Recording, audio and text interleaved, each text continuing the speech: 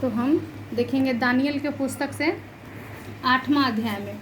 वहाँ लिखा है, परंतु दानियल ने अपने मन में ठान लिया कि वह राजा का भोजन खाकर और उसके पीने का दाख मधु पीकर अपवित्र न होए, इसलिए उसने खोजों के प्रधान से विनती की कि उसे अपवित्र न होना पड़े। परमेश्वर ने खोजों के प्रधान के मन में दानियल के प्रति कृपा और दया क्या किया? भर दिया। हालेलुया। यहाँ हम इस वचन में देखते हैं, ये दानियल को कौन सा भोजन वो लोग दे रहे थे जो वो मन में ठान लिया। यहाँ लिखा है कि उसने मन में ठान लिया कि उसका राजा का भोजन खा के दाख मधु पी के वो अपने आप को अपवित्र न करे। उसका जो भोजन था, जो परमेश्वर ने व्यवस्था विवरण में बहुत सारा भोजन मना किया नहीं खाने के लिए, वो अशुद्ध भोजन खा रहा था राजा वहाँ पे। और ये सारे लोगों को, यहूदी लोगों को उन्होंने बंदी बना करके अपने देश में बुलवाया और उनसे काम करवाता था और उनके रहने का तरीका को बदल दिया, उनके भाषा को बदल दिया, उनके गांव शहर को बदल दिया, उनके खान पान को बदल दिया, उनके लैंग्वेज को बदल दिया। यहाँ तक कि उनका यहूदी का जो भाषा था उसको छोड़ के ये लोग अपना भाषा उन लोगों को बोलने के लिए बोला और उसके सब चीज़ को उसने बदल दिया दानियल का।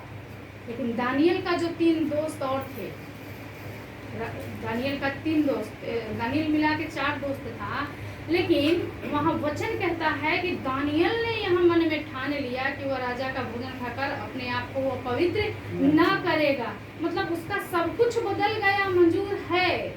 दानियल का गांव से उठा लिया तो उसका गांव शहर बदल गया, उसका भाषा बदल गया, उसका पहनने रहने का तरीका बदल गया, उसका खान पान को उसने क्या किया? बदल दिया। तो ये क्या बोला प्रधान के खोजा को कि जाके बोलो कि हमको साग पात ही खाने दे, क्योंकि वो अशुद्ध वस्तु हम नहीं खा सकते, चाहे हम रहें चाहे हम नहीं रहें, चाहे कुछ भी हो जाए, लेकिन हमको परमेश्वर के विरुद्ध जा कर के अशुद्ध वस्तु को नहीं खाना है। वो इसलिए मना किया खाने के लिए क्योंकि परमेश्वर से वो प्रेम करता था दानियल, और परमेश्वर की व्यवस्था में मन लगाने वाला मनुष्य था, परमेश्वर से भय खाने वाला मनुष्य था, और उसको विश्वास था कि भले हम इस राजा का बात को नहीं मानेंगे, राजा को दंडवत नहीं करेंगे, राजा का अशुद्ध खाना नहीं खाएंगे, उसका दाख मधु नहीं पिएंगे, उसके बावजूद भी हमारा परमेश्वर ये अगर मारना भी चाहेगा तो हमको कुछ नहीं करेगा। कहीं ना कहीं उसके मन में था, क्योंकि हमारा परमेश्वर जो है वो सब में महान है और वो हमको बचाने वाला परमेश्वर है, छुड़ाने वाला परमेश्वर है। Hallelujah, hallelujah. इसलिए उसका परिस्थिति, उसका हालात, उसका तौर तरीका दानियल के दोस्त को वो बिल्कुल भी बदल नहीं पाया। वो उसके हालात उसको बदल नहीं पाया, क्योंकि वो परमेश्वर से प्रेम करने वाला लोग था। वहाँ राजा के घर में भी दानियल 3 टाइम प्रार्थना करता था। वचन बताती है कि वो 3 टाइम घुटने में आकर के प्रार्थना करता था और वो विश्वास रखता था कि हमारा परमेश्वर हमारे साथ है और हर एक परिस्थिति से हमको क्या करने वाला है? छुड़ाने वाला परमेश्वर है। वो हमको छुड़ा लेने वाला परमेश्वर और कभी भी नहीं छोड़ने वाला। तो यदि हमारा हालात बदल जाते हैं, हम लोग क्या बोलते हैं, अरे क्या करें, हम तो दोस्त लोग के संगति में थे और वही तो हमको नशा करना सिखा दिया। अरे क्या करें, पार्टी में गए थे, भाई करना पड़ता है, मतलब पार्टी में गए थे और वहाँ सब नशा कर रहा था, नहीं करते तो मेरा बेइज्जती हो जाता और इसलिए हमें नशा करना पड़ता है। ये आपकी और हमारी मन की भ्रम है कि नहीं?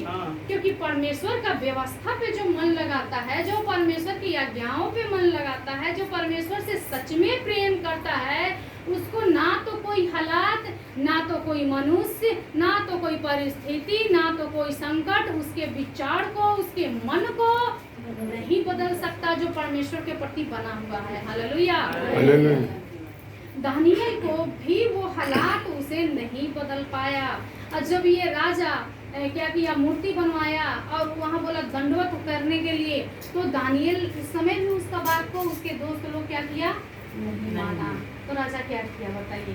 राजा क्या किया? इसके तीनों दोस्त को उठा करके, वहाँ लिखा है वचन में, वो 7 गुना भट्ठी की आग को जो है वो बढ़ा दिया। 7 गुना उस भट्ठी की आग को राजा जो है तेज कर दिया कि उस आग में डालते मात्र इंसान गल जाए, पूरा जल के पूरा राख हो जाए। और इसका तीनों दोस्त को उठाकर उस भट्टी में फेंक दिया। और फेंका तो इसको नजर आया कि भाई उसके अंदर कुछ है। तो क्या करता है, राजा भी पास में आके उसको पूछता है अपना लोगों से कि अच्छा एक बात बताओ, ऐसा नहीं मालूम पड़ता है कि मनुष्य के मतलब परमेश्वर प्रभु के जैसा कोई रूप के समान उनके साथ है? हम लोग तो 3 जना को फेंके थे, लेकिन उसके साथ क्या है, चौथा भी है। तो याद रखिए, जब आपके जीवन में बहुत बड़ा संकट, बहुत बड़ा कष्ट, बहुत बड़ा गरीबी, बहुत बड़ा कर्ज हो जाए, बहुत बड़ा बीमारी हो जाए, बहुत ही बड़ा दुश्मन खड़ा क्यों ना हो जाए, लेकिन परमेश्वर जिस प्रकार दानियल के दोस्तों के साथ आग में बन के उनकी मदद किया, इस दुख के आग में भी परमेश्वर आपका मदद करेगा। हालेलुया। जैसे कि यशायाह का पुस्तक 43 अध्याय में परमेश्वर का वचन कहता है कि तू यदि आग में भी हो के चले तो वो आग तुझे जला न सकेगी, उसकी लौ तुझे ना लगेगी, है कि नहीं? तो जब हमारा परमेश्वर हमको वादा किए हैं कि जिंदगी में कितना भी बड़ा परेशानी आ जाए, लेकिन जब हम विश्वास में मन में ठान लिए हैं कि जो भी कुछ हो जाए हमको इस दुख में स्थिर रहना है, गलत रास्ता को नहीं अपनाना है, अपने मुंह को गंदा नहीं करना है। जिस प्रकार दानियल को उन लोग कितना भी बोला नहीं खाना ही पड़ेगा, लेकिन ये ठान लिया था मन में कि हम ठान लिए हैं कि राजा हमारी जान को क्यों ना ले ले, जो भी कुछ होगा परमेश्वर हमारे साथ है, लेकिन हम तो इस भोजन को खा के अपने शरीर को और इस दारू तारी को पी को अपने शरीर को क्या करेंगे, अशुद्ध ना करेंगे। इसलिए परमेश्वर भी क्या किया, यहाँ लिखा है कि खोजा के मन को परमेश्वर ने नरम किया। जब वहाँ पे हम देखते हैं 9वां वचन में, तो परमेश्वर ने खोजा के मन को नरम किया। हालेलुया। परमेश्वर का महिमा। वो परमेश्वर आज भी आपके बीच में काम करने वाले हैं। वो परमेश्वर आज भी हम लोगों के जीवन में कार्य करने वाले हैं, बशर्ते हमारे अंदर दानियल के समान वो विश्वास नहीं है। दानियल के जैसा हम नहीं ठानते हैं। थोड़ा भी परेशानी, थोड़ा भी दुख, बीमारी, कर्ज, झगड़ा, लड़ाई कुछ भी आने से अरे प्रभु ऐसा कर दिए हैं, परमेश्वर का दुख में डाल दिए हैं, नहीं, ऐसा नहीं है।